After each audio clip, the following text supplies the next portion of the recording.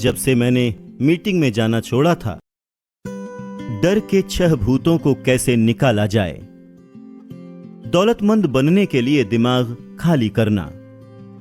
इससे पहले कि इस फिलॉसफी के किसी हिस्से को आप सफलतापूर्वक प्रयोग में ला सकें, आपका मन इसे प्राप्त करने के लिए तैयार होना चाहिए। तैयारी कठिन नहीं है। यह उन तीनों शत्रुओं की स्टडी, एनालिसिस और समझ से शुरू होती है जिन्हें अनिर्णय, शंका और डर को दूर भगाना होगा।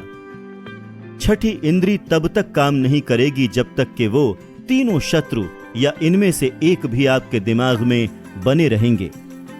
इस दुष्ट त्रिमूर्ति के सदस्य आपस में करीबी रूप से जुड़े हैं। जहां एक मिलेगा, बाकी के 2 भी आसपास ही मिलेंगे। अनिर्णय डर की कली है।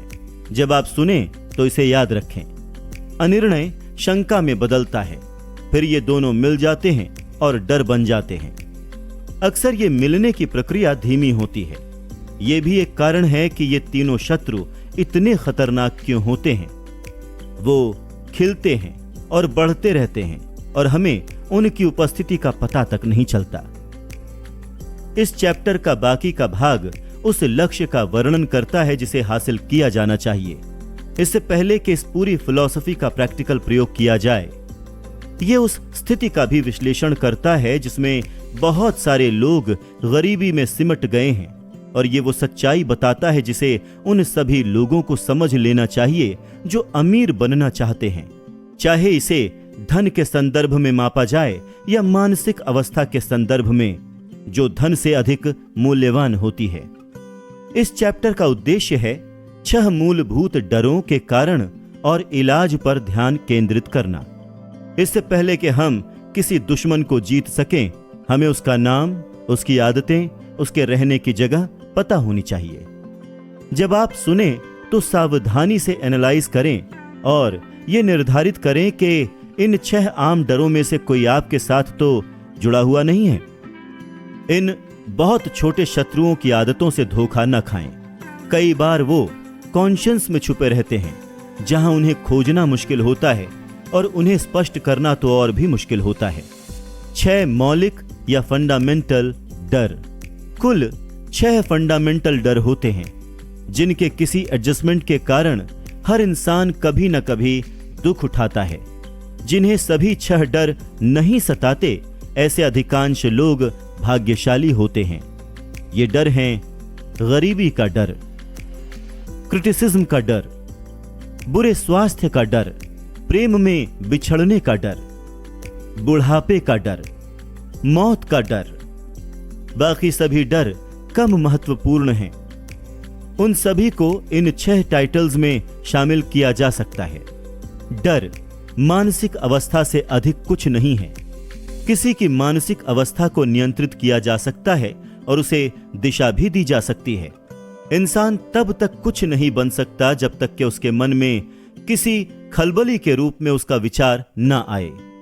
इस कथन से एक अधिक महत्वपूर्ण कथन निकाला जा सकता है कि इंसान के तेज चाल के विचार तत्काल अपने आप को अपने फिजिकल रूप में रूपांतरित करना शुरू कर देते हैं, चाहे वो विचार ऐच्छिक हो या अनैच्छिक। वो विचार संवेग, जिन्हें सिर्फ संयोगवश ग्रहण किया जाता है, वो विचार जो अन्य मस्तिष्कों से निकले हैं, किसी के आर्थिक, व्यावसायिक, प्रोफेशनल या सामाजिक भाग्य को डिटरमाइन कर सकते हैं, ठीक उसी तरह से जिस तरह के वो विचार चाल की तेजी करते हैं, जिन्हें कोई पूरे इरादे और सोच विचार कर जन्म देता है। हम यहाँ पर उस व्यक्ति के लिए अत्यंत महत्वपूर्ण आधारशिला रख रहे हैं जो नहीं जानता कि कुछ लोग किस्मत वाले क्यों नजर आते हैं, जबकि उनके बराबर या उनसे अधिक योग्यता, प्रशिक्षण, अनुभव और मानसिक क्षमता के लोग बदकिस्मती की लहरों में क्यों डूबते उतरते हैं। इस फैक्ट को इस कथन से स्पष्ट किया जा सकता है कि हर इंसान में अपने मन को पूरी तरह नियंत्रित करने की योग्यता होती है, और स्पष्ट रूप से इस नियंत्रण के द्वारा हर इंसान अपने मन को उन घुसपैठिए विचारों के खलबली के लिए खुला रख सकता है जो दूसरे मन से आ रहा है, या फिर वो अपने मन के दरवाजे बंद रख सकता है और केवल अपने चुने हुए विचारों की खलबली को अंदर दाखिल होने की अनुमति दे सकता है। प्रकृति ने इंसान को सिर्फ एक ही चीज पर पूरा नियंत्रण दिया है और वो है विचार। ये फैक्ट जब उस फैक्ट के साथ जुड़ जाता है कि इंसान जो भी बनाता है वो विचार के रूप में शुरू होता है, तो हम उस सिद्धांत के बहुत करीब आ जाते हैं जिसके द्वारा डर को जीता जा सकता है। अगर ये सच है कि हर तरह के विचार में अपने फिजिकल रूप में रूपांतरित होने की प्रवृत्ति होती है, और ये सच है, इसमें संदेह की कोई गुंजाइश ही नहीं है, तो ये भी उतना ही सच है कि डर और गरीबी के विचार दिशा, साहस और आर्थिक लाभ के संदर्भ में रूपांतरित नहीं किए जा सकते हैं। गरीबी का डर। गरीबी और अमीरी में कोई समझौता नहीं हो सकता। गरीबी और अमीरी की सड़कें ऑपोजिट डायरेक्शन में जाती हैं। अगर आप अमीरी चाहते हैं तो आपको ऐसी किसी भी परिस्थिति को अस्वीकार करना चाहिए जो गरीबी की तरफ ले जाती हो। अमीरी शब्द का प्रयोग यहां पर सबसे कॉम्प्रिहेंसिव अर्थ में किया गया है, जिसमें आर्थिक, आध्यात्मिक, मानसिक और फिजिकल अमीरी शामिल है। अमीरी की तरफ जाने वाली राह का शुरुआती पॉइंट है इच्छा। चैप्टर 1 में आपको पूरे निर्देश दिए गए हैं कि आप अपने मन को किस तरह इच्छा के प्रैक्टिकल प्रयोग के लिए तैयार करें। यही वो जगह है जहां आपको खुद को चुनौती देनी चाहिए, जो निश्चित रूप से यह निर्धारित करेगी कि आपने इस फिलॉसफी के कितने हिस्से को ग्रहण किया है। यही वो पॉइंट है जहां आप भविष्यवक्ता बन सकते हैं और सटीक भविष्यवाणी कर सकते हैं कि आपका भविष्य कैसा होगा। अगर इस चैप्टर को सुनने के बाद आप गरीबी को स्वीकार करने के इच्छुक हों, तो आप गरीबी को स्वीकार करने की मानसिकता बना सकते हैं। ये एक ऐसा निर्णय है जिससे आप बच नहीं सकते। अगर आप अमीरी मांगते हैं तो उसका स्वरूप निर्धारित कीजिए और वो मात्रा भी जिससे आप संतुष्ट हो जाएं। आप अमीरी की तरफ जाने वाली सड़क को जानते हैं। उस सड़क का ऐसा नक्शा दे दिया गया है जिसको फॉलो करने पर आप हमेशा उस सड़क पर सफलतापूर्वक चल पाएंगे। अगर आप शुरुआत करने को नजरअंदाज कर देते हैं या अगर आप अपनी मंजिल आने से पहले ही उस सड़क को छोड़ देते हैं, तो इसके लिए दोषी कोई और नहीं बल्कि आप ही होंगे। जिम्मेदारी आपकी है। अगर आप अब असफल होते हैं या जीवन की अमीरी की मांग करने को अस्वीकार करते हैं, तो कोई बहाना आपको जिम्मेदारी स्वीकार करने से बचा नहीं सकता, क्योंकि एक्सेप्टेंस के लिए केवल एक ही चीज की जरूरत है, उस एक चीज की जिसे आप नियंत्रित कर सकते हैं, और वो है मानसिक अवस्था। मानसिक अवस्था एक ऐसी चीज होती है जिसे आप धारण करते हैं। इसे खरीदा नहीं जा सकता, इसे तो बनाना पड़ता है। गरीबी का डर एक मानसिक अवस्था है, यानी कि एक मेंटल स्टेट है, परंतु ये किसी भी क्षेत्र में किसी आदमी की उपलब्धि की संभावनाओं को नष्ट करने के लिए काफी है। यह डर तर्क की शक्ति को निष्क्रिय कर देता है, कल्पना की शक्ति को नष्ट कर देता है, आत्मविश्वास को मार डालता है, उत्साह को कम कर देता है, पहल करने की शक्ति को डिस्करेज कर देता है, लक्ष्य को अनिश्चित बना देता है और आत्मनियंत्रण की संभावना को नष्ट कर देता है। यह इंसान के व्यक्तित्व से आकर्षण को खत्म कर देता है, एक्यूरेट थिंकिंग की संभावना को नष्ट कर देता है, प्रयास की एकाग्रता को भंग करता है, लगन पर हावी हो जाता है, इच्छा शक्ति को शून्य कर देता है, महत्वाकांक्षा या एम्बिशन को नष्ट कर देता है, याददाश्त को धुंधली कर देता है और हर रूप में असफलता को आमंत्रित करता है। यह प्रेम की मित्रता का गला घोंट देता है और हृदय के श्रेष्ठ भाव की हत्या कर देता है। मित्रता को डिस्करेज करता है और सैकड़ों रूपों में असफलता को आमंत्रित करता है।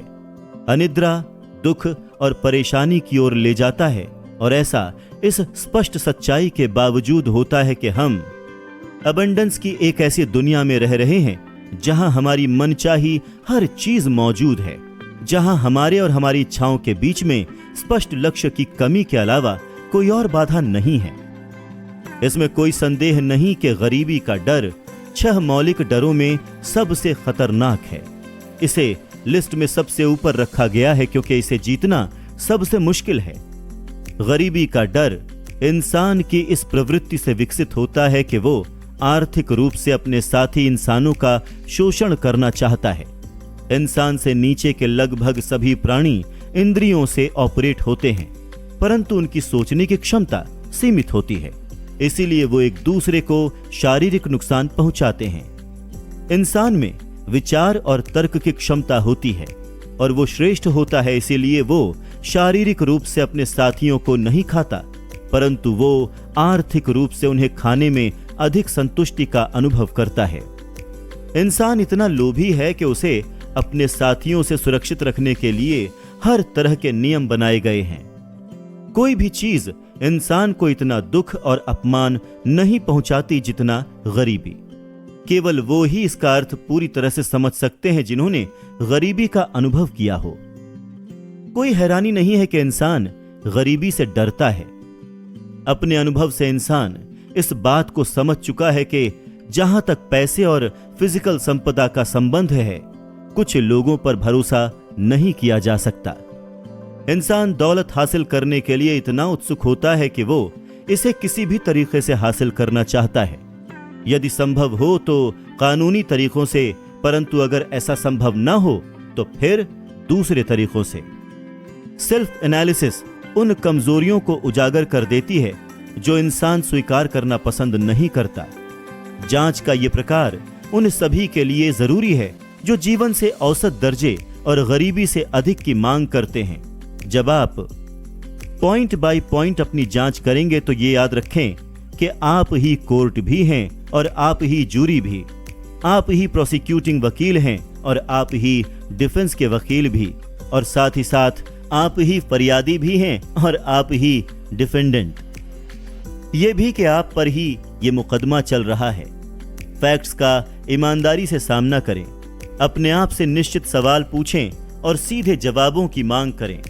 जब जांच खत्म हो जाए तो आप अपने बारे में ज्यादा जान पाएंगे। अगर आपको ऐसा नहीं लगता कि आप इस इंट्रोस्पेक्शन में निष्पक्ष न्यायाधीश बन सकते हैं तो आप किसी ऐसे इंसान को जज बना दें जो आपको अच्छी तरह से जानता है और उसके सामने आप खुद से ही जिरह करें। आप सत्य की खोज कर रहे हैं, इसे खोज कर ही रहें, चाहे कीमत कुछ भी हो, चाहे इससे कुछ समय के लिए आपको लज्जित ही क्यों न होना पड़े। ज्यादातर लोगों से अगर पूछा जाए कि उन्हें सबसे अधिक डर किस बात से लगता है तो वो ये जवाब देंगे कि मुझे किसी चीज से डर नहीं लगता। ये जवाब गलत होगा, क्योंकि बहुत कम लोगों को यह एहसास होता है कि वो किसी न किसी डर के द्वारा शारीरिक और आध्यात्मिक रूप से बंधे हुए हैं। किसी न किसी डर के द्वारा वो बाधाओं का सामना कर रहे हैं और जीवन में असफल हो रहे हैं। डर का भाव इतना छोटा और इतनी गहराई में विद्यमान होता है कि इंसान कई बार तो पूरे जीवन भर इसके वजन को ढोता रहता है, परंतु उसे इसकी उपस्थिति का आभास ही नहीं होता। केवल ब्रेव एनालिसिस से ही इस हमेशा रहने वाले शत्रु की उपस्थिति का पता चलेगा। जब आप ऐसा एनालिसिस करें तो अपने चरित्र में गहराई में जाकर जांच करें। यहां लक्षणों की एक लिस्ट दी जा रही है जिन्हें आपको खोजना चाहिए। उदासीनता, आमतौर पर महत्वाकांक्षा की कमी द्वारा एक्सप्रेशन। गरीबी सहन करने की इच्छा, जीवन जो दे रहा है उसे बिना विद्रोह के स्वीकार करने की आदत। मानसिक और शारीरिक आलस्य, पहल करने की शक्ति का अभाव, कल्पना शक्ति, उत्साह और आत्मनियंत्रण की कमी, अनिर्णय, दूसरों को खुद के लिए फैसले करने देने की आदत, शंका, आमतौर पर खुद की असफलताओं पर पर्दा डालने, उनका कारण बताने या माफी मांगने के लिए बनाए गए बहानों द्वारा एक्सप्रेस होती है। कई बार ये सफल लोगों के प्रति ईर्ष्या के भाव द्वारा या उनकी आलोचना द्वारा भी प्रकट होती है। चिंता, आमतौर पर यह दूसरों की गलतियां निकालने में एक्सप्रेस हो जाती है। इसके कारण है अपनी आमदनी से ज्यादा खर्च करने की प्रवृत्ति, व्यक्तिगत छवि में लापरवाही, नाक भौं सिकोड़ने की आदत, शराब या मादक द्रव्यों के प्रयोग में इम्पेशंस, नर्वसनेस, संतुलन और आत्मचेतना का अभाव, अति सावधानी, हर परिस्थिति का नकारात्मक पहलू खोजने की आदत, सफलता के साधनों पर ध्यान केंद्रित करने के बजाय संभावित असफलता के बारे में सोचना और बातें करना, असफलता की तरफ जाने वाली सभी सड़कों का ज्ञान रखना, परंतु असफलता से बचने की योजनाओं की कभी तलाश न करना, अपने विचारों और योजनाओं को कार्य रूप में परिणत करने के लिए सही समय का तब तक इंतजार करना जब तक कि ये एक स्थायी आदत न बन जाए, उन्हें याद रखना जो असफल हो गए हैं और उन्हें भुला देना जो सफल हुए हैं, निराशावाद, खराब पाचन, कमजोर निष्कासन, बदबूदार सांस और बुरे स्वास्थ्य में प्रकट होता है। टाल मटोल, वो काम कल पर टालने की आदत जो पिछले साल ही कर लिया जाना चाहिए था। काम करने में जितना समय लगना चाहिए उतना समय बहाने बनाने में लगाना, ये लक्षण अति सावधानी, शंका और चिंता से करीबी तौर पर जुड़ा हुआ है। जब जिम्मेदारी से बचा जा सकता है तो जिम्मेदारी स्वीकार करने से इनकार करना, कड़ा संघर्ष करने के बजाय समझौता करने की इच्छा, मुश्किलों को आगे बढ़ने की सीढ़ी के रूप में प्रयोग करना और उनका दोहन करने के बजाय मुश्किलों से समझौता करना, अमीरी, दौलत, धन, संतुष्टि और सुख की मांग करने के बजाय जीवन से चंद सिक्कों की सौदेबाजी करना, ये योजना बनाना कि असफल होने के बाद क्या करना है, बजाय इसके कि सभी पल जला दिए जाएं और पीछे की ओर वापसी को असंभव बना दिया जाए। आत्मविश्वास, निश्चित लक्ष्य, आत्मनियंत्रण, पहल करने की शक्ति, उत्साह, महत्वाकांक्षा, बचत और दृढ़ तर्क शक्ति की कमजोरी या पूर्ण अभाव, अमीरी करने के बजाय गरीबी की आशा करना, उन लोगों के साथ संबंध बनाना जो गरीबी को स्वीकार करते हैं बजाय उन लोगों के साथ रहने के जो अमीरी मांगते हैं और प्राप्त करते हैं। अधिकतर लोग कहीं ना कहीं क्रिटिसिज्म से अनकंफर्टेबल रहते हैं। कुछ केसेस में तो लोग क्रिटिसिज्म के बाद उदास और हताश हो जाते हैं। क्रिटिसिज्म का डर लोगों को पहल करने से रोक देता है, उनकी कल्पना शक्ति नष्ट हो जाती है, उनकी सोच को यह सीमित कर देता है, उनका आत्मविश्वास छीन लेता है और उनकी राह में 100 तरीके से नुकसान कर सकता है। कभी कभी गार्जियन क्रिटिसाइज करके अपने बच्चों का काफी नुकसान कर देते हैं। मेरे बचपन के लंगोटिया यार की मम्मी उसे डंडे से बहुत मारा करती थी और कहा करती थी कि तुम 20 साल से पहले ही जेल चले जाओगे, और हुआ ये कि उसे 17 साल की उम्र में सुधार स्कूल भेज दिया गया। क्रिटिसिज्म सेवा का एक ऐसा प्रकार है जो बहुतायत में पाया जाता है। हर आदमी के पास इसका थोक स्टॉक होता है जो वो लगातार सप्लाई करता रहता है, चाहे सामने वाले को इसकी जरूरत हो या ना हो। नजदीकी रिश्तेदार अक्सर इसके सबसे अधिक दोषी होते हैं। इसे एक अपराध माना जाना चाहिए। वास्तव में ये सबसे बुरी प्रकृति के अपराधों में से एक है कि कोई माता पिता अनावश्यक क्रिटिसिज्म के द्वारा अपने बच्चे के मन में खराब भावना भर दे। जो एम्प्लॉय मानव स्वभाव को समझते हैं वो अपने कर्मचारियों से सर्वश्रेष्ठ प्रदर्शन करवाने के लिए आलोचना का नहीं बल्कि क्रिएटिव सुझाव का सहारा लेते हैं। माता पिता भी अपने बच्चों के साथ इसी तकनीक का प्रयोग करके यही परिणाम हासिल कर सकते हैं। क्रिटिसिज्म इंसान के हृदय में डर या नफरत का पौधा लगा देती है, परंतु ये प्रेम या स्नेह का बीज नहीं बो सकती है। बुरे स्वास्थ्य का डर। इस डर की जड़ें शारीरिक और सामाजिक जेनेटिक्स में हैं या बुढ़ापे और मृत्यु के डर से करीबी रूप से जुड़ा हुआ है, क्योंकि यह इंसान को भयानक संसार की सीमा के करीब ले जाता है जिसके बारे में इंसान कुछ नहीं जानता, परंतु जिसके बारे में उसे कई दर्दनाक कहानियां सुनाई और सिखाई गई हैं। यह विचार भी आम है कि कुछ धूर्त लोग बुरे स्वास्थ्य के डर को जिंदा रखकर हेल्थ बेचने के धंधे में भी लगे हुए हैं। मुख्य तौर पर इंसान बुरे स्वास्थ्य से इसीलिए डरता है क्योंकि उसके दिमाग में इसकी भयानक तस्वीरें मौजूद हैं कि उसकी मृत्यु के बाद क्या होगा। वो इससे इसलिए भी डरता है क्योंकि इसके बाद आर्थिक नुकसान भी भुगतना होगा। एक प्रसिद्ध डॉक्टर का अनुमान है कि डॉक्टरों के पास आने वाले 75% लोग दरअसल एक ऐसी बीमारी के शिकार होते हैं जिसमें वो हर चीज को इमेजिन कर लेते हैं। उनकी ये बीमारी इमेजिनरी होती है। ये सिद्ध किया जा चुका है कि किसी बीमारी का डर, चाहे वहां पर डर का कोई भी कारण ना हो, अक्सर उस बीमारी के शारीरिक लक्षण उभार देता है। मनुष्य का मन कितना शक्तिशाली है, ये या तो बना देता है या फिर मिटा देता है। कुछ साल पहले एक्सपेरिमेंट्स की एक चेन से यह साबित हुआ कि लोगों को सुझाव के द्वारा बीमार किया जा सकता है। हमने इस प्रयोग को 3 परिचितों पर किया। हमने परिचितों को बीमारों से मिलने के लिए भेजा, जिनमें से हर एक ने यह सवाल पूछा, आपको क्या बीमारी है? आप बेहद बीमार दिख रहे हैं। आमतौर पर सवाल पूछने वाले पहले व्यक्ति को बीमार ने यह जवाब दिया, अरे नहीं, मैं तो ठीक हूं। दूसरे प्रश्नकर्ता को आमतौर पर यह जवाब दिया गया, मैं बुरी तरह बीमार नहीं हूं, परंतु मुझे बुरा अनुभव हो रहा है। तीसरे प्रश्नकर्ता को आमतौर पर यह साफ साफ बता दिया गया कि वो सचमुच बीमार अनुभव कर रहा है। अगर आपको इस बारे में शंका है तो आप इसे किसी परिचित पर आजमा कर देखें। इस प्रयोग को अधिक दूर तक न ले जाएं।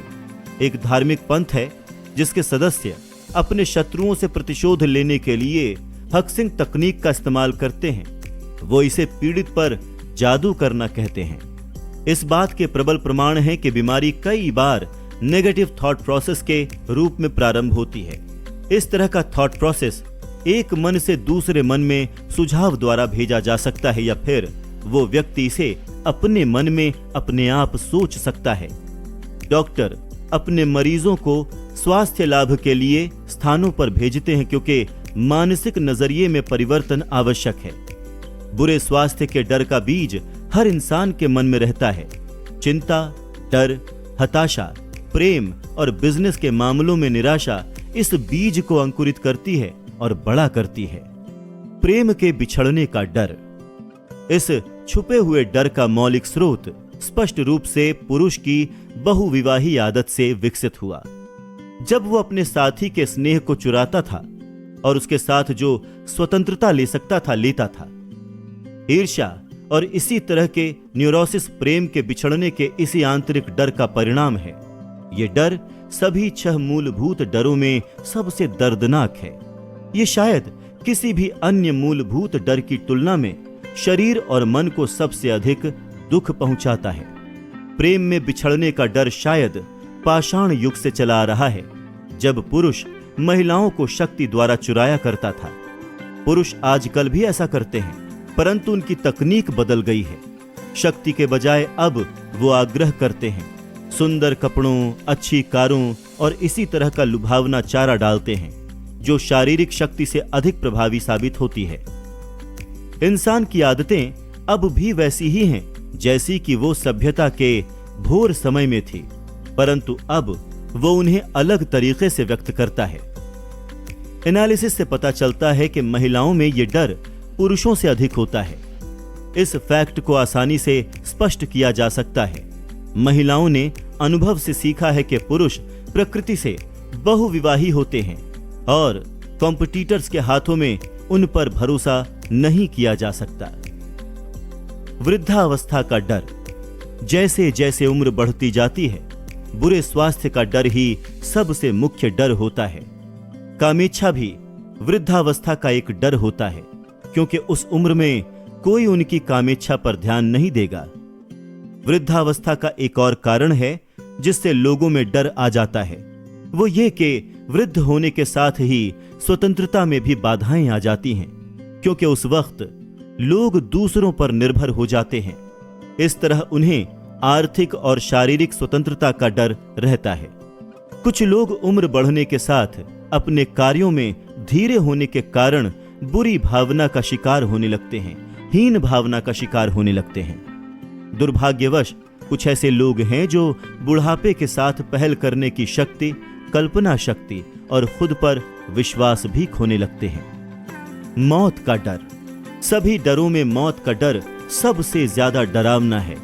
कारण बड़ा साफ है, हमें पता ही नहीं है कि मौत के पश्चात क्या होता है। शेक्सपियर ने मौत के बारे में बहुत ही बढ़िया कहा है, ये वो देश है जहां जाने के बाद कोई वापस नहीं लौटता। मौत का डर अब उतना आम नहीं है जितना कि ये उस युग में हुआ करता था जब बड़े कॉलेज और यूनिवर्सिटीज नहीं थे। वैज्ञानिकों ने दुनिया को सच्चाई दिखाई है और यह सच्चाई तेजी से लोगों को मौत के इस भयानक डर से मुक्त कर रही है। वो युवक और युवतियां जो कॉलेज और यूनिवर्सिटीज में पढ़ रहे हैं, नरक की आग से ज्यादा प्रभावित नहीं होते। बायोलॉजी, एस्ट्रोनॉमी, जियोलॉजी और अन्य संबंधित विज्ञानों की सहायता से अंधकारमयी युगों के डर अब निकल गए हैं जिनसे इंसानों के मन पहले जकड़े हुए थे। पूरा संसार केवल दो ही चीजों से बना है, ऊर्जा और पदार्थ। प्रारंभिक फिजिक्स में हम सीखते हैं कि पदार्थ या ऊर्जा न तो बनाए जा सकते हैं और न ही इन्हें नष्ट किया जा सकता है। चिंता चिता समान। चिंता डर पर आधारित एक मानसिक अवस्था है। यह धीमे धीमे काम करती है, परंतु यह लगातार काम करती है। यह घातक है और छोटी है। कदम दर कदम ये अंदर घुसती चली जाती है जब तक कि यह इंसान के तर्क को पूरी तरह से खोखला न कर दे, आत्मविश्वास और पहल करने की उसकी शक्ति को नष्ट न कर दे। चिंता एक तरह का डर है जो अनिर्णय का परिणाम है, इसलिए ये एक मानसिक अवस्था है जिसे नियंत्रित किया जा सकता है। असंतुलित मन असहाय होता है। अनिर्णय से मन असंतुलित होता है। अधिकांश लोगों में तत्काल निर्णय लेने की इच्छा शक्ति का अभाव होता है और निर्णय लेने के बाद उन पर डटे रहने का हौसला नहीं होता। 6 मूलभूत डर चिंता में बदल जाते हैं। मौत को इनस्केपेबल घटना के रूप में स्वीकार करने के निर्णय पर पहुंचें और इस निर्णय के द्वारा मौत के डर से हमेशा के लिए मुक्त हो जाएं। बिना चिंता के आप जितना धन संग्रह कर सकते हैं उसे हासिल करने के निर्णय पर पहुंचें और गरीबी के डर से मुक्त हो जाएं। ये निर्णय करें कि आप दूसरे लोगों के सोचने, करने या कहने के बारे में चिंता नहीं करेंगे और क्रिटिसिज्म के डर की गर्दन मरोड़ दें। इस निर्णय पर पहुंचकर बुढ़ापे को स्वीकार करें कि ये एक बाधा नहीं बल्कि एक वरदान है जो अपने साथ बुद्धिमानी, आत्मनियंत्रण और समझदारी लाता है जो युवकों के पास नहीं होती। इस तरह आप बुढ़ापे के डर को जीत लेंगे। लक्षणों को भूलने के निर्णय पर पहुंचकर आप बुरे स्वास्थ्य के डर को जीत सकते हैं। प्रेम से बिछड़ने के डर को आप इस निर्णय पर पहुंचकर जीत सकते हैं कि अगर आवश्यक हो तो आप बिना प्रेम के भी गुजारा कर सकते हैं। सभी रूपों में चिंता की आदत को इस सामान्य निष्कर्ष पर पहुंचकर मार डालें कि जीवन में ऐसा कुछ भी नहीं है जिसका मूल्य इतना ज्यादा हो कि हम चिंता करके उसकी कीमत चुकाएं। इस निर्णय से संतुलन, मन की शांति और विचारों की शांति आएगी जिनसे सुख आएगा। जिस आदमी का मन डर से भरा हो वो न केवल बुद्धिमत्तापूर्ण कार्य के अपने अवसरों को नष्ट करता है बल्कि वो इन विनाशकारी वाइब्रेशंस को उन सभी को ट्रांसफर भी करता है जिसके मन उसके संपर्क में आते हैं और इस तरह उनके भी अवसरों को वो नष्ट करता है। एक कुत्ता या घोड़ा भी जान जाता है कि कब उसके मालिक में साहस की कमी है। यही नहीं, कुत्ता या घोड़ा अपने मालिक द्वारा दिए जा रहे डर के कंपनों को आत्मसात कर लेता है और उनके अनुसार व्यवहार करने लगता है। जानवरों के संसार में बुद्धि के निचले स्तर पर भी हम डर के वाइब्रेशंस को आत्मसात कर लेते हैं और उनके अनुसार व्यवहार करने लगते हैं। जानवरों के संसार में बुद्धि के निचले स्तर पर भी हम डर के कंपनों से प्रभावित होने की यही क्षमता देख सकते हैं। एक मन से दूसरे मन में जाने वाले डर के चिंतन उतनी ही जल्दी निश्चिंतता से जाते हैं जितनी तेजी से इंसान की आवाज ब्रॉडकास्टिंग स्टेशन से रेडियो तक पहुंचती है। जो व्यक्ति शब्दों द्वारा नकारात्मक या विध्वंसात्मक विचारों को व्यक्त करता है वो उन शब्दों के परिणामों को निश्चित रूप से अनुभव करेगा। विनाशकारी विचार संवेगों को शब्दों में या सिर्फ विचारों में व्यक्त करने से ही एक से अधिक तरीकों से ये किकबैक या प्रतिक्रिया दिखेगी। सबसे पहली बात और शायद याद रखने वाली सबसे महत्वपूर्ण बात यह है कि वो व्यक्ति जो विनाशकारी प्रकृति के विचारों को व्यक्त करता है रचनात्मक कल्पनाशीलता की योग्यता को नष्ट कर लेता है। और इसी वजह से वो बहुत कुछ नष्ट कर लेता है। दूसरी बात यह कि मन में किसी भी विध्वंसात्मक भाव की उपस्थिति एक नकारात्मक व्यक्तित्व विकसित कर देती है, जिससे लोग बिदकते हैं और जो अक्सर उन्हें विरोधियों में बदल देता है। नकारात्मक विचार वाले व्यक्ति को जो तीसरा नुकसान होता है वो इस महत्वपूर्ण फैक्ट में निहित है। ये विचार संवेग न सिर्फ दूसरों को नुकसान पहुंचाते हैं बल्कि वो उस व्यक्ति के कॉन्शियस में दाखिल हो जाते हैं जो उन्हें प्रसारित कर रहा है और वो उसके चरित्र का हिस्सा बन जाते हैं। जीवन में आपका उद्देश्य सफलता हासिल करना है। सफल होने के लिए आपको मन की शांति, जीवन के फिजिकल आवश्यकताओं को प्राप्त करने और सबसे बढ़कर सुख हासिल करने की आवश्यकता है। सफलता के ये सारे प्रमाण विचार संवेगों के रूप में शुरू होते हैं। आप अपने मन को नियंत्रित कर सकते हैं। आप में वो शक्ति है कि आप इसमें अपनी पसंद के विचार संवेग डाल सकें। इस अधिकार के साथ ये जिम्मेदारी भी आती है कि इसका क्रिएटिव प्रयोग किया जाए। आप इस दुनिया में अपने भाग्य के निर्माता स्वयं हैं, ठीक उसी तरह जिस तरह से आपके पास अपने विचारों को नियंत्रित करने की शक्ति है। आप अपने आसपास के माहौल को अंततः प्रभावित, निर्देशित और नियंत्रित कर सकते हैं। अपने जीवन को आप जैसा चाहें बना सकते हैं या फिर आप अपने इस अधिकार के प्रयोग का तिरस्कार कर सकते हैं और आप अपने जीवन को अपने हाल पर छोड़ सकते हैं। इस तरह आप अपने आप को परिस्थितियों के विराट समुद्र पर लहरों के भरोसे छोड़ सकते हैं, जहां आप इधर से उधर थपेड़े खाएंगे, जिस तरह समुद्र की लहरों पर कोई लकड़ी का टुकड़ा खाता है। शैतान की कार्यशाला, 7वीं बुनियादी बुराई। इन 6 मूलभूत डरों के अलावा एक और बुराई है जिससे लोग पीड़ित होते हैं। ये एक समृद्ध धरती है जिसमें असफलता का बीज हर जगह मौजूद है। ये इतना सूक्ष्म है कि इसकी उपस्थिति अक्सर पता नहीं चलती। इस पीड़ा को डर के रूप में क्लासिफाई करना उचित नहीं है। ये किसी भी डर से अधिक गहराई में बैठी होती है और सभी 6 डरों से अधिक घातक होती है।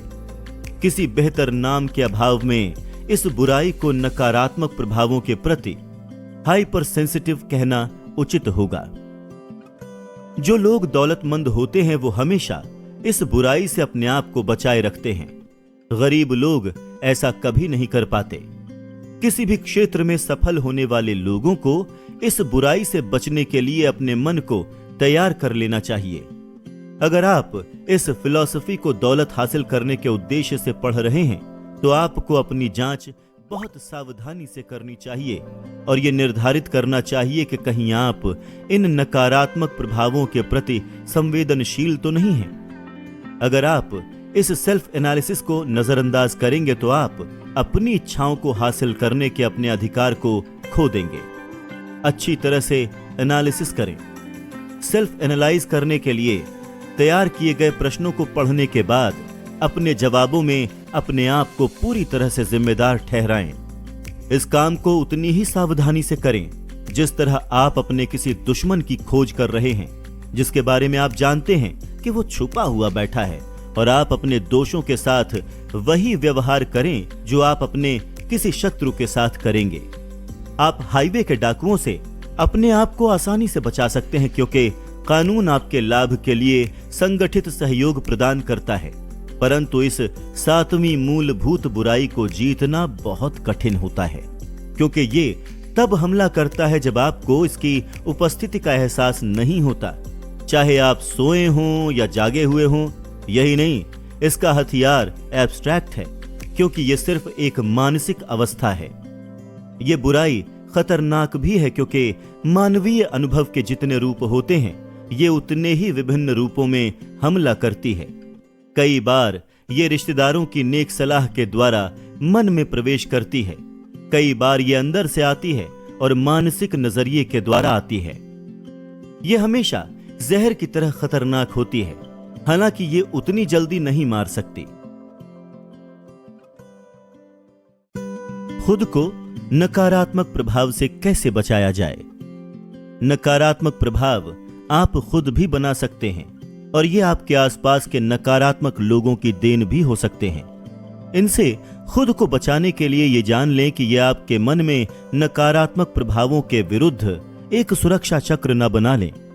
इस फैक्ट को पहचान लें कि आप ही नहीं बल्कि हर इंसान प्रकृति से आलसी और उदासीन होता है और इसी कारण वो अपनी कमजोरी से मिलते जुलते सारे सुझावों को ग्रहण कर लेता है। इस फैक्ट को पहचान लें कि आप स्वभाव से सभी 6 मूलभूत डरों के प्रति सेंसिटिव हैं और इस तरह की आदतें डाल लें ताकि आप इन सारे डरों के खिलाफ सफल संग्राम कर सकें। आप ये भी जान लें कि नकारात्मक प्रभाव अक्सर आपके कॉन्शियंस के द्वारा आप पर प्रभाव डालते हैं, इसीलिए उन्हें खोजना कठिन होता है और इसीलिए आपको अपना मन उन लोगों के खिलाफ बंद रखना चाहिए जो आपको किसी भी रूप में हताश या उदास करते हों। अपनी दवा के बक्से को खाली कर दें, सारी दवाओं को फेंक दें और सर्दी, दर्द और इमेजिनरी बीमारियों के मोह में फंसना बंद कर दें। उन लोगों के साथ के लिए कोशिश करें जो आपको अपने लिए सोचने और कार्य करने के लिए प्रेरित करते हैं। कष्टों की उम्मीद न करें क्योंकि उनमें यह प्रवृत्ति होती है कि वो निराश नहीं करते। इसमें कोई संदेह नहीं है कि सभी इंसानों की सबसे बड़ी कमजोरी ये आदत होती है कि वो अपने मन को दूसरे लोगों के नकारात्मक प्रभाव के लिए खुला छोड़ देते हैं। ये कमजोरी बहुत विनाशकारी होती है क्योंकि अधिकांश लोगों को तो यह एहसास ही नहीं होता कि वो इससे पीड़ित हैं और कई लोग जो इस बात को जानते हैं वो इस बुराई को ठीक करने या इससे इनकार कर देते हैं या फिर इसे नजरअंदाज कर देते हैं जब तक कि ये उनकी नियमित आदतों का एक ऐसा हिस्सा नहीं बन जाती जिसे नियंत्रित किया जा सकता हो। जो लोग स्वयं के असली स्वरूप को देखना चाहते हैं उन लोगों की मदद करने के लिए प्रश्नों की ये लिस्ट तैयार की गई है। प्रश्नों को सुनें और अपने जवाब जोर से दें ताकि आप अपनी आवाज खुद सुन सकें। इससे आपके लिए ईमानदार होना अधिक आसान होगा। सेल्फ एनालिसिस के लिए प्रश्न। पहला, क्या आपको अक्सर बुरा अनुभव होने की शिकायत है और अगर ऐसा है तो इसका कारण क्या है? दूसरा, क्या आप जरा जरा सी बात पर दूसरों की गलतियां निकालते रहते हैं? तीसरा, क्या आप अपने काम में अक्सर गलतियां करते हैं और अगर ऐसा है तो क्यों? चौथा, क्या आप अपनी चर्चा में तीखे और अग्रेसिव हैं? पांचवां, क्या आप किसी के साथ रहने से जानबूझकर बचते हैं और अगर ऐसा है तो क्यों? छठा, क्या आपको अक्सर अपच की शिकायत होती है? अगर ऐसा है तो इसका कारण क्या है? सातवां, क्या आपको अपना जीवन निरर्थक लगता है और अपना भविष्य निराशाजनक दिखता है? आठवां, क्या आप अपने काम धंधे को पसंद करते हैं? अगर नहीं तो क्यों? नवां, क्या आपको अक्सर आत्मदया का अनुभव होता है और अगर ऐसा है तो क्यों? दसवां, क्या आप उन लोगों के प्रति ईर्ष्या रखते हैं जो आपसे आगे निकल गए हैं? 11वां, आप अपना सबसे अधिक समय किस बात में लगाते हैं? सफलता के बारे में सोचने में या फिर असफलता के बारे में सोचने में? 12वां, आपकी उम्र बढ़ने के साथ क्या आप आत्मविश्वास हासिल कर रहे हैं या इसे गंवा रहे हैं? 13वां, क्या आप सभी गलतियों से कुछ महत्वपूर्ण सबक सीखते हैं? 14वां, क्या आप अपने किसी रिश्तेदार या परिचित को अपने आप को चिंता में डालने की अनुमति दे रहे हैं? अगर ऐसा है तो क्यों? 15वां, क्या आप कई बार बादलों में होते हैं और बाकी समय आप निराशा की गहराइयों में होते हैं? 16वां, आप पर सबसे अधिक प्रेरक प्रभाव किसका है? इसका कारण क्या है? 17वां, क्या आप उन नकारात्मक या हताश करने वाले प्रभावों को सहन करते हैं जिनसे आप बच सकते हैं? 18वां, क्या आप अपने व्यक्तिगत हुलिये के बारे में लापरवाह हैं? अगर ऐसा है तो कब और क्यों? 19वां, क्या आपने अति प्रिय ऑक्यूपेशन में मुश्किलों को डुबाना सीखा है ताकि आपको उनसे चिढ़ न हो? 20वां, यदि आप दूसरों को अपने लिए चिंतन करने देते हैं तो क्या आप अपने आप को रीढ़ विहीन कमजोर व्यक्ति कहेंगे और क्यों? 21वां, क्या आप अपने आंतरिक स्नान को नजरअंदाज कर देते हैं जब तक कि ऑटो इंटॉक्सिकेशन आपको बुरे स्वभाव का और चिड़चिड़ा नहीं बना देता। 22वां, ऐसे कितने डिस्टर्बेंस आपको चिढ़ाते हैं जिनसे आप बच सकते हैं और आप उन्हें सहन क्यों करते हैं। 23वां, क्या आप अपने मन को शांत करने के लिए शराब, मादक द्रव्यों और सिगरेट का सहारा लेते हैं? अगर ऐसा है तो आप इसके बजाय इच्छा शक्ति का प्रयोग क्यों नहीं करते। 24वां, क्या कोई आपको लगातार टोकता रहता है या आपका सर खाता रहता है, और अगर ऐसा है तो इसका कारण क्या है। 25वां, क्या कोई आपको लगातार टोकता रहता है या आपका सर खाता रहता है, और अगर ऐसा है तो इसका कारण क्या है। 25वां, क्या आपका कोई निश्चित प्रमुख लक्ष्य है, और अगर ऐसा है तो ये क्या है और इसे हासिल करने की आपकी योजना क्या है। 26वां, क्या आप 6 मूलभूत डरों में से किसी से पीड़ित हैं, अगर ऐसा है तो किन से। 27वां, क्या आपके पास ऐसा कोई तरीका है जिससे आप दूसरों के नकारात्मक प्रभाव से खुद की सुरक्षा कर सकते हैं। 28वां, क्या आप अपने मन को सकारात्मक बनाने के लिए जानबूझकर आत्म सुझाव प्रयोग करते हैं। 29वां, आप किस चीज को सबसे अधिक महत्व देते हैं, अपनी फिजिकल संपदा को या फिर अपने विचारों को नियंत्रित करने की शक्ति को। 30वां, क्या आप दूसरों से आसानी से प्रभावित हो जाते हैं जबकि आपके विचार से वो गलत हों। 31वां, क्या आज के दिन ने आपके ज्ञान के स्टॉक या आपकी मानसिक अवस्था में कुछ मूल्यवान जोड़ा है। 32वां, क्या आप उन परिस्थितियों का सीधे सामना करते हैं जो आपको दुखी बनाती हैं या फिर आप जिम्मेदारी से बचते हैं। 33वां, क्या आप सभी गलतियों और असफलताओं का एनालिसिस करते हैं और उनसे लाभ उठाने की कोशिश करते हैं, या आप इस तरह का नजरिया अपनाते हैं कि यह आपका कर्तव्य नहीं है। 34वां, क्या आप दूसरे लोगों को प्रोत्साहित करते हैं कि वो आपके पास सहानुभूति की तलाश में अपनी चिंता लेकर आएं। 36वां, क्या आप अपने दैनिक अनुभवों से ऐसे सबक या प्रभाव चुनते हैं जो आपकी व्यक्तिगत प्रगति में आपकी सहायता कर सकें। 37वां, क्या आपकी उपस्थिति से दूसरे लोगों पर हमेशा नकारात्मक प्रभाव पड़ता है। 38वां, दूसरे लोगों की किन आदतों से आपको सबसे अधिक चिढ़ होती है। 39वां, क्या आप अपने खुद के विचार बनाते हैं या आप दूसरे लोगों को खुद को प्रभावित करने की अनुमति देते हैं। 40वां, क्या आपने ये सीखा है कि किस तरह ऐसी मानसिक अवस्था बनाई जाए जो सभी हताश करने वाले प्रभावों के विरुद्ध कवच का काम कर सके। 41वां, क्या आपका काम धंधा आपको विश्वास और आशा से प्रेरित करता है।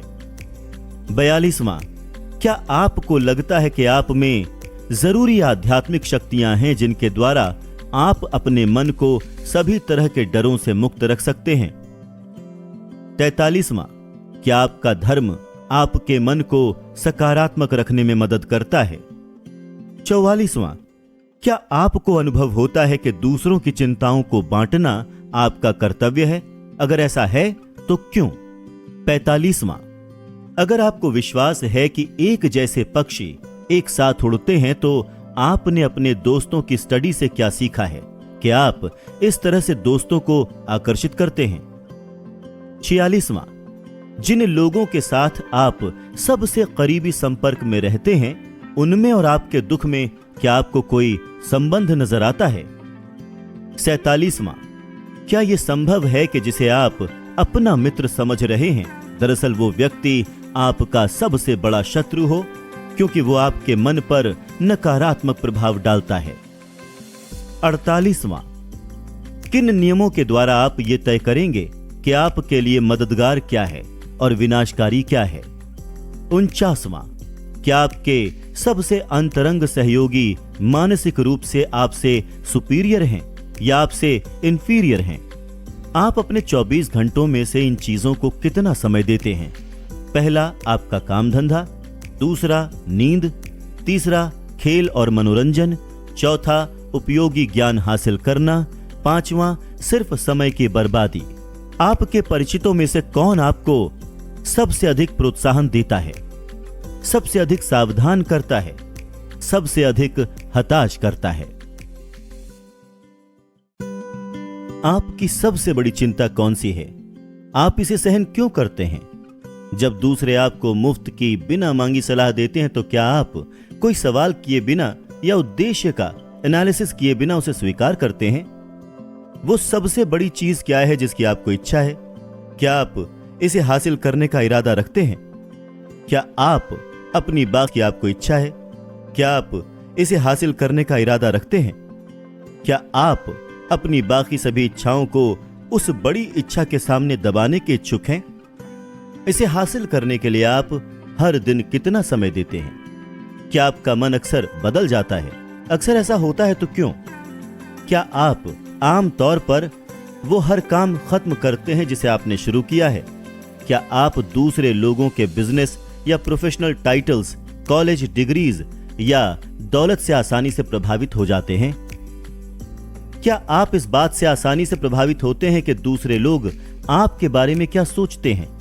क्या आप लोगों से उनके सामाजिक या आर्थिक स्टेटस के हिसाब से व्यवहार करते हैं? आपकी नजर में दुनिया का महानतम आदमी कौन है? किस लिहाज से वो व्यक्ति आपसे सुपीरियर है? आपने इन प्रश्नों का एनालिसिस करने और इनका जवाब देने में कितना समय लगाया? इस पूरी लिस्ट के एनालिसिस में और इसका जवाब देने में कम से कम 1 दिन का समय आवश्यक है। अगर आपने इन सारे सवालों के जवाब ईमानदारी से दिए हैं तो आप अपने बारे में अधिकांश लोगों से अधिक जान गए हैं। प्रश्नों को सावधानी से पढ़ें। हर सप्ताह एक बार कई महीनों तक इन प्रश्नों पर लौटते रहें और आप आश्चर्यचकित रह जाएंगे कि आपने इन प्रश्नों का ईमानदारी से जवाब देने के आसान तरीके से कितना एक्यूरेट महत्वपूर्ण ज्ञान हासिल कर लिया है। अगर आपको किन्हीं सवालों के जवाबों के बारे में कोई शंका है तो उन लोगों की सलाह लें जो आपको अच्छी तरह से जानते हैं, खास तौर पर उन लोगों की जिनके पास आपकी चापलूसी करने का कोई कारण न हो, और अपने आप को उनकी निगाह से देखें। इस अनुभव से आप हैरान रह जाएंगे। आपका सिर्फ एक चीज पर पूरा नियंत्रण है और वो है आपका विचार। ये इंसान के द्वारा जाने गए सभी फैक्ट्स में सबसे अधिक महत्वपूर्ण और प्रेरक फैक्ट है। ये इंसान की दैवीय प्रकृति को एक्सप्रेस करता है। ये दैवीय अधिकार इकलौता साधन है जिसके द्वारा आप अपने भाग्य को नियंत्रित कर सकते हैं। अगर आप अपने मन पर काबू रखने में असफल होते हैं तो आप ये जान लें कि आप किसी और चीज को काबू नहीं कर सकते। अगर आप अपनी संपदा के बारे में लापरवाह रहना चाहते हैं तो ऐसा फिजिकल वस्तुओं के संबंध में होने दें। आपका मन आपकी आध्यात्मिक संपदा है। उतनी ही सावधानी से इसकी हिफाजत करें और इसका प्रयोग करें जिसकी ये दैवी संपदा हकदार है। आपको इच्छा शक्ति इसी उद्देश्य के लिए दी गई है। दुर्भाग्य से ऐसे लोगों के खिलाफ कोई कानूनी सुरक्षा नहीं है जो जाने अनजाने में नकारात्मक सुझावों द्वारा दूसरों के दिमाग में जहर भरते हैं। इस तरह विनाश के लिए भारी कानूनी सजा का प्रोविजन होना चाहिए, क्योंकि इससे उन फिजिकल वस्तुओं को हासिल करने की संभावना नष्ट हो सकती है और अक्सर नष्ट होती है जो कानून द्वारा सुरक्षित है। नकारात्मक मानसिकता वाले लोगों ने थॉमस एडिसन को यह विश्वास दिलाने की कोशिश की कि वो ऐसी मशीन बना ही नहीं सकते जो इंसान की आवाज को रिकॉर्ड करके उसे फिर से दोहरा दे, क्योंकि उनका कहना था कि किसी ने भी आज तक ऐसी मशीन नहीं बनाई है। एडिसन ने उन पर भरोसा नहीं किया।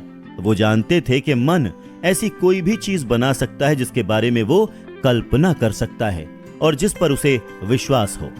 इस ज्ञान के कारण महान एडिसन सामान्य लोगों के समूह से ऊपर उठ गए। नकारात्मक मानसिकता वाले लोगों ने F.W. वूलवर्थ को बताया कि वो 5 और 10 सेंट की सेल पर स्टोर चलाने की कोशिश में दिवालिया हो जाएंगे। उन्होंने उन पर विश्वास नहीं किया क्योंकि वो जानते थे कि वो कुछ भी कर सकते थे जो तर्क की सीमा में हो।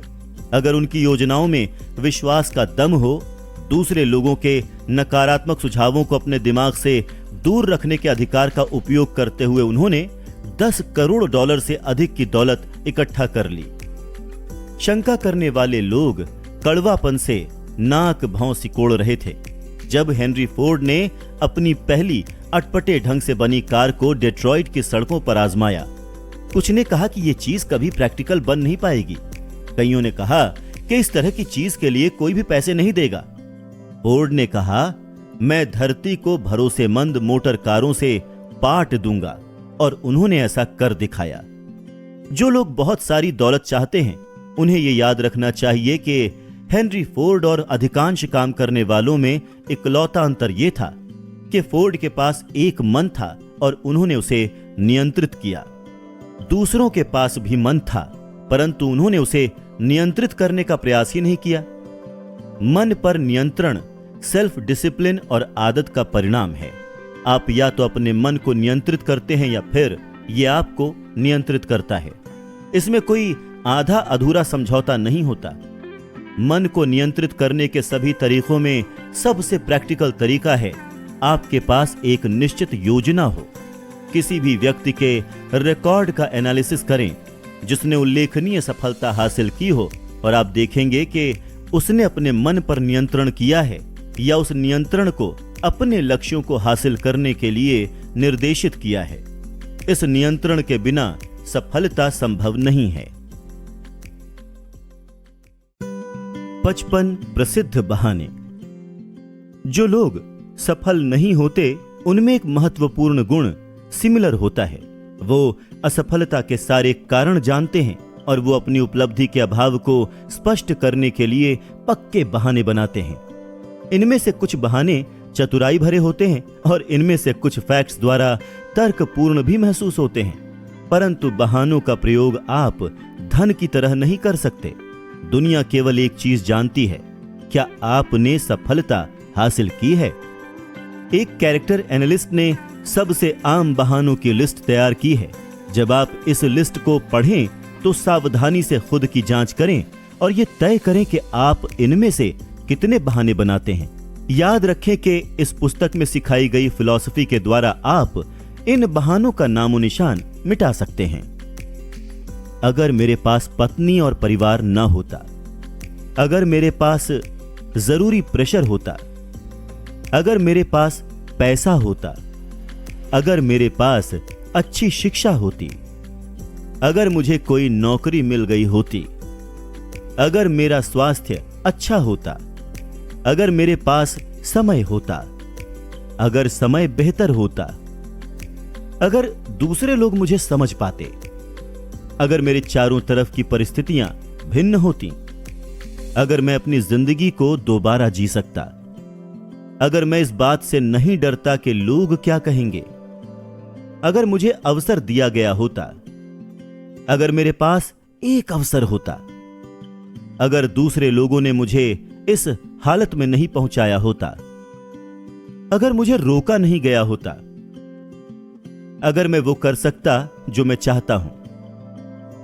अगर मैं अमीर पैदा हुआ होता, अगर मैं सही लोगों से मिल पाता, अगर मुझ में वो प्रतिभा होती जो कुछ लोगों के पास है, अगर मुझ में दिलेरी होती, अगर मैंने पिछले अवसरों का लाभ उठाया होता, अगर लोग मुझ पर इतने हावी नहीं होते, अगर मुझे घर न संभालना होता और बच्चों की देखरेख न करनी होती, अगर मैं कुछ पैसे बचा सकता, अगर बॉस मेरी तारीफ करता, अगर मेरा परिवार मुझे समझ पाता, अगर मैं किसी बड़े शहर में रह रहा होता, अगर मैं सिर्फ शुरू कर पाता, अगर मेरे पास कुछ लोगों के जैसी पर्सनैलिटी होती, अगर मैं इतना मोटा ना होता, अगर मेरी प्राथमिकताएं लोगों को पता चल जाती, अगर मुझे बस एक ब्रेक मिल गया होता,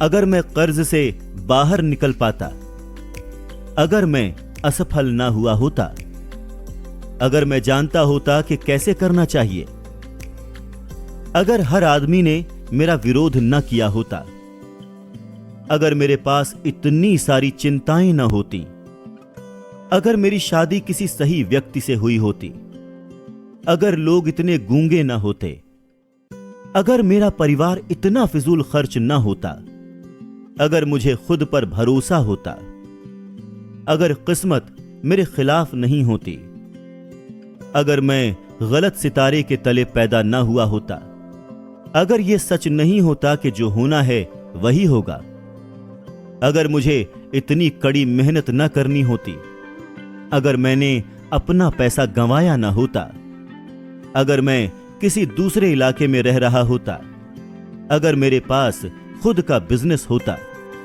अगर दूसरे लोग सिर्फ मेरी बात सुन लेते, अगर, और ये सबसे बड़ा बहाना है, अगर मेरे पास साहस होता कि मैं अपने आप को अपने सच्चे रूप में देख पाता, अगर मैंने ये पता लगाया होता कि मुझ में क्या गड़बड़ है और मैंने उसे सुधारा होता, तब मेरे पास अपनी गलतियों से लाभ उठाने का अवसर होता और दूसरों के अनुभव से कुछ सीखने का भी अवसर होता, क्योंकि मैं जानता हूं कि मुझ में कुछ न कुछ गड़बड़ है, वरना मैं वहां नहीं होता जहां मैं हूं। अगर मैंने अपनी कमजोरियों का एनालिसिस किया होता और एनालिसिस करने में अधिक समय दिया होता और उन्हें छुपाने के लिए बहाने बनाने में कम समय लगाया होता। अपनी असफलता का स्पष्टीकरण देने के लिए बहाने बनाना एक राष्ट्रीय शौक बन चुका है। यह आदत उतनी ही पुरानी है जितनी कि मानव जाति, और यह आदत सफलता के लिए घातक है। लोग अपने पेटेंट बहानों को इतना जकड़े क्यों रहते हैं? जवाब स्पष्ट है। वो अपने बहानों की रक्षा इसलिए करते हैं क्योंकि उन्होंने ही इसकी रचना की है। किसी का बहाना उसकी अपनी कल्पना का बालक होता है। अपने मानस पुत्र की रक्षा करना इंसान का स्वभाव होता है। बहाने बनाना एक ऐसी आदत है जिसकी जड़ें गहरी होती हैं। आदतों को छोड़ना मुश्किल होता है, खासकर तब जब वो हमारे काम को उचित सिद्ध करती हों। प्लेटो के मन में यही बात थी, जिसके कारण उन्होंने कहा था, खुद को जीतना सर्वप्रथम और सर्वश्रेष्ठ विजय है। खुद के द्वारा जीता जाना सभी चीजों में सबसे शर्मनाक और बुरी चीज है। एक और दार्शनिक के मन में भी यही विचार था। जब उन्होंने कहा, यह मेरे लिए बहुत बड़ा आश्चर्य था जब मैंने पाया कि दूसरों में मैं जितनी कुरूपता देखता था उसमें से अधिकांश मेरे अपने स्वभाव का ही रिफ्लेक्शन था। यह मेरे लिए हमेशा एक रहस्य रहा है। अल्बर्ट हर्बार्ड ने कहा था, लोग अपनी कमजोरियों को छुपाने के लिए बहाने बनाकर खुद को जानबूझकर धोखा देने में इतना अधिक समय क्यों बर्बाद करते हैं? अगर इसका कोई भिन्न उपयोग किया जाए तो यही समय उस कमजोरी को सुधारने के लिए पर्याप्त होगा और तब बहाने बनाने की कोई जरूरत नहीं होगी। जाते जाते मैं आपको याद दिला दूं कि जीवन शतरंज के खेल की तरह है और आपका विरोधी खिलाड़ी है वक्त। अगर आप आगे बढ़ने से झिझकते हैं या तुरंत आगे बढ़ने में लापरवाह हैं, तो समय आपको मात दे देगा। आप ऐसे विरोधी के खिलाफ खेल रहे हैं जो गलत चाल पर तुरंत चेकमेट दे सकता है। पहले आपके पास इस बात का लॉजिकल बहाना हो सकता था कि आप जीवन में अपनी मनचाही चीज हासिल क्यों नहीं कर सकते, पर अब वो बहाना नहीं चल सकता, क्योंकि अब आपके पास वो मास्टर की है जो जीवन के दौलत के खजाने का दरवाजा खोलती है। मास्टर की एब्स्ट्रैक्ट है, परंतु ये शक्तिशाली है। यह आपके अपने मन में अमीरी के एक निश्चित स्वरूप के लिए प्रबल इच्छा उत्पन्न कर सकती है। इस चाबी के प्रयोग के लिए किसी सजा का प्रावधान नहीं है, पर अगर आप इसका प्रयोग नहीं करते तो आपको इसकी कीमत चुकानी होगी, और यह कीमत है असफलता। अगर आप इस चाबी का प्रयोग करते हैं तो आपको अबंडेंट पुरस्कार मिलेंगे। ये वो संतुष्टि है जो उन सभी को मिलती है जिन्होंने खुद को जीत लिया है और जो जीवन को वो देने के लिए विवश करते हैं जो वो चाहते हैं। पुरस्कार इतना बड़ा है कि आपको प्रयास करना चाहिए। क्या आप शुरुआत करेंगे? और क्या आपको इस बात पर भरोसा है? अगर हम जुड़े हुए हैं, अमर इमर्सन ने कहा था, तो हम जरूर मिलेंगे। अंत में मैं उनके विचार को उधार लेकर बस यही कहना चाहूंगा, अगर हम मिले हैं तो कभी अलविदा ना कहेंगे। हम इस पुस्तक के माध्यम से फिर मिलेंगे चलते चलते। Only on Kuku FM। सुने जो मन चाहे।